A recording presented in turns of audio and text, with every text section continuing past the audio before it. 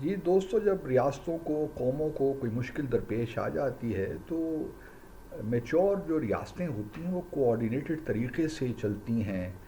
اپنا نیریٹو بنانے کے لیے ایک کوآرڈینیٹڈ طریقے سے معاملات کو آگے لے کر جاتے ہیں. نیریٹو کس طرح بننا ہے، کیا میسیجنگ ہم نے کرنی ہے.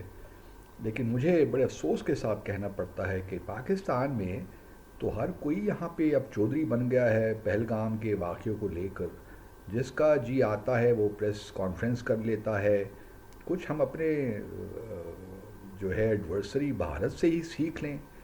وہاں سے کوئی اس قسم کی جو ہے ریس نہیں لگی ہوئی کہ کون پریس کانفرنسز کرے اور کون میڈیا کی اٹینشن حاصل کرے. بڑے کوآرڈینیٹڈ طریقے سے وہ آگے بڑھ رہے ہیں اور اپنے مقاصد کو حاصل کرنے کی کوشش کر رہے ہیں. ہمارے ہاں تو بالکل ہی فری فار آل والا معاملہ ہے. مجھے سمجھ نہیں آتی کہ کوئی تھوڑا بہت تو ایک بڑی سیریس سچویشن ڈیولپ ہونے جا رہی ہے اور ہمارے ہاں جو ہے بالکل ہی مادر پدر آزاد والی بات ہو گئی ہے. تو مجھے ذاتی طور پہ اس کا بڑا افسوس ہے.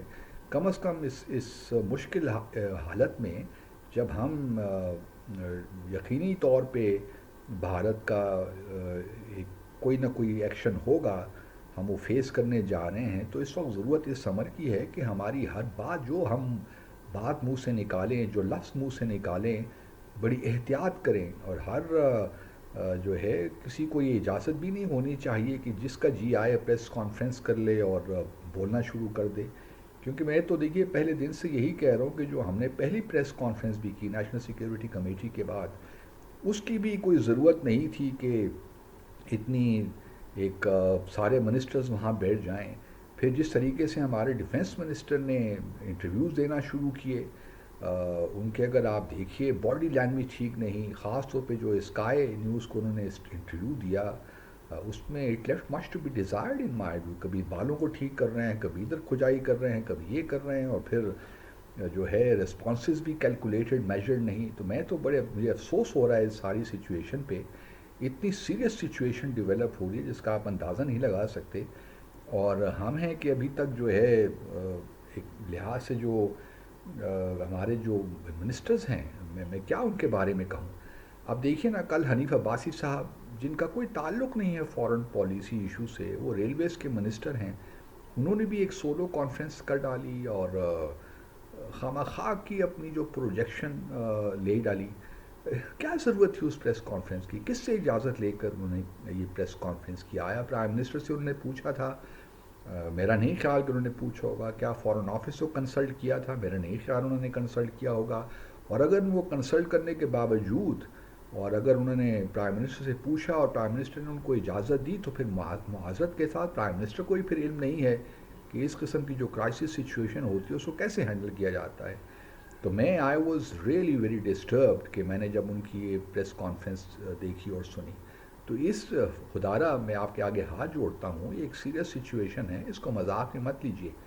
دوسری طرف ہمارے پی ایم نے کل کاکول اکیڈمی میں جو کہنا تھا کہہ دیا. انٹرنیشنل انویسٹیگیشن کے بارے میں انہوں نے بات کی، نیوٹرل انویسٹیگیشن کے بارے میں بھی بات کی، اور انہوں نے بڑا ایک بڑی صحیح بیلنس تقریر کی جو کہ پاکستان کے انٹرسٹ میں ہے. اور میں بڑا انہوں نے جو میسیجنگ کرنی تھی وہ دے دی پاکستان کے بہاف پہ. تو پھر اور بھارت میں میسیج پہنچ بھی گیا، دنیا کو ہی میسیج پہنچ گیا کہ ہم نے کچھ چھپانا نہیں ہے، تو ہم ایک انٹرنیشنل انویسٹیگیشن کے لیے تیار ہیں اس معاملے میں، نیوٹرل انویسٹیگیشن کے لیے.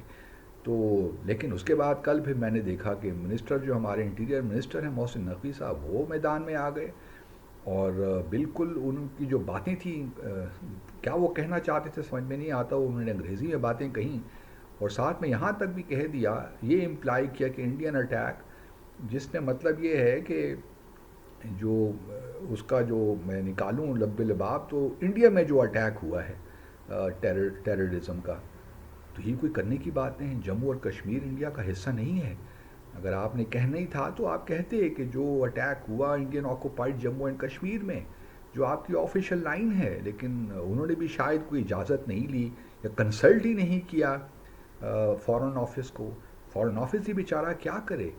میں تو بعض اوقات مجھے بڑا دکھ ہوتا ہے کہ فورن آفس سے ہمارے بڑے اچھے اچھے لوگ ہیں اس وقت جو فورن سیکٹری ہیں، وہ بھی بڑا اچھا کام کر رہی ہیں، لیکن کوئی کنسلٹ نہیں کرتا. ہمارے فارن آفس کو، جس کا جو جی آتا ہے وہ لکھ لیتا ہے، اور ان کو معلوم نہیں ہے کہ ایک ایک لفظ کا کتنا ڈپلومسی میں مطلب ہوتا ہے، کیا میسج کس طرح کنوے کیے جاتے ہیں۔ میں تو دیکھ کے بڑا پریشان ہو گیا ہوں۔ تو خدا را اس قسم کی اب انویسٹیگیشن کی بات پرائم منسٹر نے کر لی تھی، تو آپ کو کیا ضرورت تھی انٹیریئر منسٹر کو وہ بھی کل پریس کانفرنس کرتے؟ کیا ہمارے پرائم منسٹر نے کوئی صحیح میسیجنگ نہیں کہی؟ کہیں اس میں کوئی اس میں سکم رہ گیا تھا، کچھ وہ بات صحیح نہیں کنوے کر سکے، آپ نے کچھ ایڈیشنل کچھ بات کرنی تھی، کوئی اضافی بات کرنی تھی، وہ بھی نہیں ہمیں نظر آئی۔ تو یہ کیا معاملہ ہے؟ ہر کوئی کیوں اس وقت اٹینشن لینا چاہتا ہے؟ ہمارے ہاں جب بھی کوئی کرائسس کی سچویشن ہوتی ہے، یہ شاید ہمارے ڈی این اے میں ہر منسٹر، ہر شخص جو گورنمنٹ میں ہے وہ اٹینشن لینا چاہتا ہے۔ یہ میری سمجھ سے یہ بالکل باہر ہے۔ دوسری جانب اگر آپ بھارت کا رویہ دیکھیے تو اس وقت جو کچھ بھارت میں ہو رہا ہے، خاص طور پہ مقبوضہ جموں اور کشمیر میں، that should be a matter of huge concern.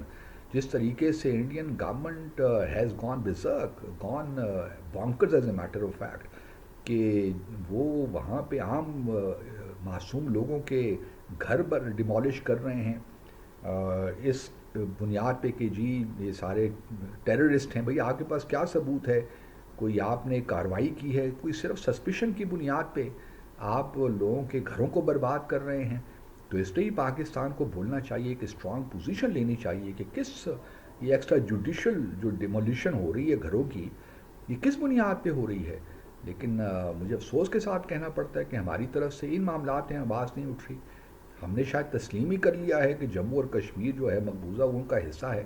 بابا آواز اٹھائیے، وہاں کے لوگوں کو اس وقت جو ظلم ہو رہا ہے، ہزاروں کی تعداد میں لوگوں کو گرفتار کیا جا چکا ہے، ان کے بارے میں آواز اٹھائیے۔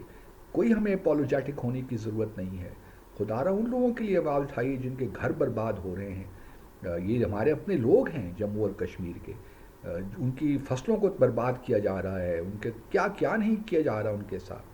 تو آپ کو آواز اٹھانی چاہیے۔ یہ باتیں کرتے نہیں ہیں اور پریس کانفرنس میں آ کے بھارت کو دھمکیاں دینا شروع کر دیتے ہیں۔ بابا دھمکیاں بس دے دیں گے، جنہوں نے دھمکی دینی ہے وزیر اعظم نے یا فارن منسٹر نے یا وزارت خارجہ نے، وہ دے دے گا۔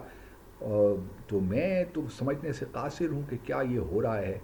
اور خدا را وزیر دفاع صاحب سے ریکویسٹ ہے کہ جہاں بھی اگر انٹرویو دینے جاتے ہیں تو ایٹ لیسٹ ڈیمینر اپنا ٹھیک رکھیں، go well prepared, you should be anticipating questions and then coming up with plausible palatable answers۔ آپ یہ کوئی اس وقت کوئی کھیل نہیں ہو رہا، مذاق نہیں ہو رہا، ایک سیریس سچویشن ڈیولپ ہو رہی ہے۔